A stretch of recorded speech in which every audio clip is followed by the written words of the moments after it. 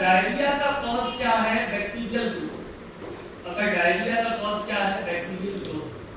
बेटा आप अगर मार्केट में जाते हैं किसी मेडिकेशन के पास, आपके पास के लूज मोशन हो गए तो आपको मालूम करके नॉर्थफ्लॉक्सासिन दे देता है। नॉर्थफ्लॉक्सासिन टिकेटाजोल या वो दे देता है, वो फ्लॉक्सासिन ऑर्डिनोजोल। जबकि बेटा एक बेसिक ये है कि सामने वाले को, मेडिकल स्टोर वाले को पहले आपसे पूछना चाहिए कि आपको प्रॉब्लम क्या है, क्योंकि हर बार डायरिया का कारण बैक्टीरियल ग्रोथ नहीं हो सकती। लेकिन कई बार सीजनल, आपने देखा होगा सीजन चलता नहीं है तो वो तुरंत आपको हमें करके दे देता है।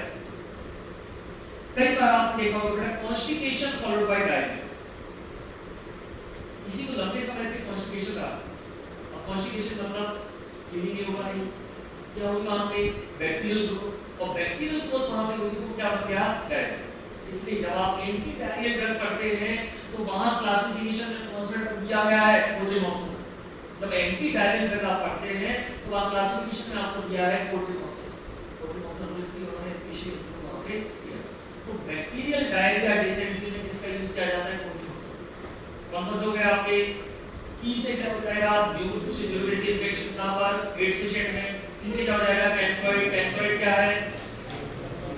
Type of sexually transmitted disease. उसके बाद क्या होता है आपका? Urinary tract infection. उसके बाद रेस्पिरेटरी ट्रैक्ट इन्फेक्शन। नो से नो कार्डियोसिस। नो कार्डियोसिस क्या है? इन्फेक्शन जो किससे होता है? Nocardia. किस होता है? Nocardia. किसका नाम है? बैक्टीरिया का नाम है नो कार्डिया। उसके बाद ग्रेनोमाइसिस, अगेन सेक्सुअली ट्रांसमिटेड डिजीज, जेराइडल होता है, ग्रेनोमाइसिस नामक बैक्टीरिया से होता है। उसके बाद नेक्स्ट है आपका टाइफाइड, और लास्ट में होता है बैक्टीरियल। ओके, अब क्वेश्चन देख रहे हैं बेटा, जिसके शुरुआत क्लास की शुरुआत में मैंने आपको बताया था, क्वेश्चन पूछा गया था जीपैट 2020। यूनिक क्वेश्चन है, बहुत रेयर इस तरह के क्वेश्चन आते हैं। क्वेश्चन था this is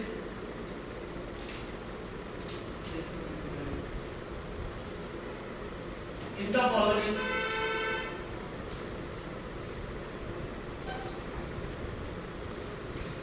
which one is true about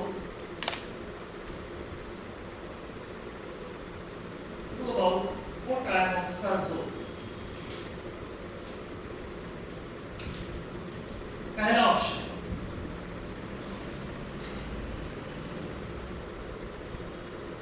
desired ratio of trimethoprim and sulfamethoxazole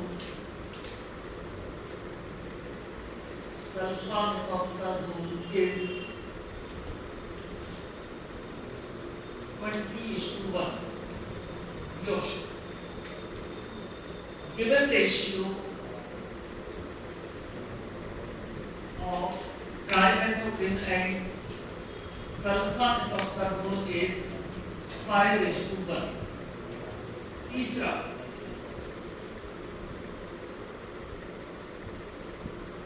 cotrimoxazole is contraindicated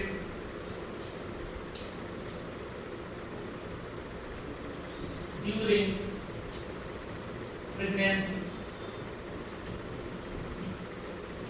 चौथा ऑप्शन है cotrimoxazole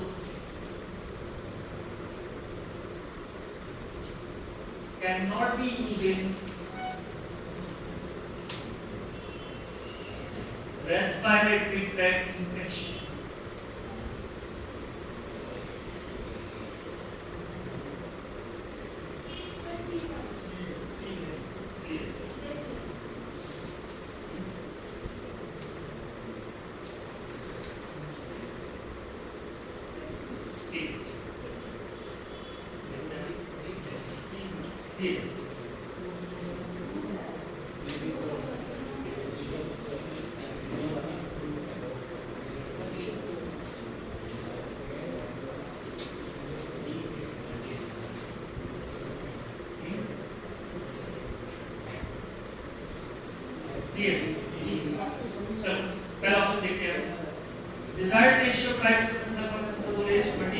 सही है कि गलत है?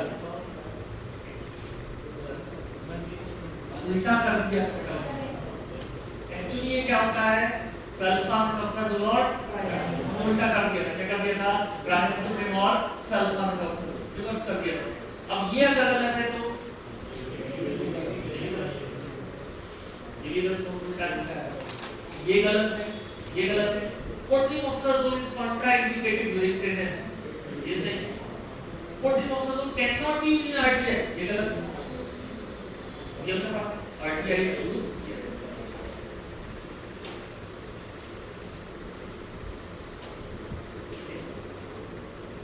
बच्चे की ऐश्वर्या शायद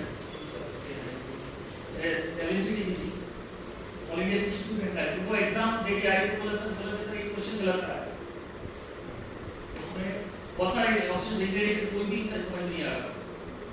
मैंने जब देखा पहली बार मैंने क्या यार, क्योंकि इस तरह का क्वेश्चन बेटा पहले कभी नहीं आया। एक तो अगर आपको चारों पॉइंट पता नहीं है तो आप अटेम्प्ट नहीं कर सकते, ठीक है? अगर आपको तीन पता है, चौथा पता है तो आप अटेम्प्ट नहीं कर पाओगे। चारों पॉइंट आपको पता होना जरूरी है। अब उन्होंने रिवर्स कर दिया और बेटा एग्जाम की एक अलग टेंशन रहती है, एग्जाम के दौरान एक प्रेशर में रहते हैं, तो वो कंफ्यूजन से आपको कंफ्यूजन ना हो तो ऐसे आप लेना एस के बाद क्या आता है, टी एस टी से कंफ्यूजन ना हो। ये तो टी एस कर दिया तो टी पहले था कि एस पहले था, एस पहले आता है उसका क्या आता है टी आता है, ठीक है? सल्फा मेथोक्साजोल दूसरा क्या है ट्राइमेथोक्साजोल।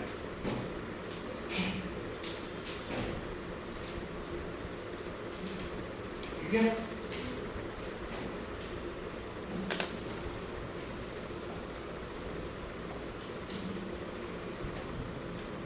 ये बेटा कंप्लीट हो गया आपका कोट्रीमोक्साजोल, दोनों पार्ट आपके कंप्लीट हो गए, सल्फोनामाइड्स और दूसरा उसी का कॉम्बिनेशन कोट्रीमोक्साजोल।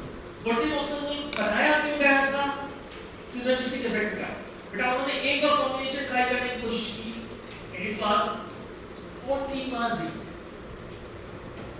हालांकि ये कॉम्बिनेशन इतना सक्सेसफुल नहीं रहा, कोट्रीमाजिन जितना कोट्रीमोक्साजोल सक्सेसफुल रहा, कोट्रीमाजिन इतना सक्सेसफुल नहीं रहा, इसलिए इसका यूज करना बंद कर दिया। अब आप मुझे एक बताओ कोट्रीमाजिन किसका किसका कॉम्बिनेशन होगा? ये तो आपको समझ आ रहा है, ट्राइमेथोप्रिम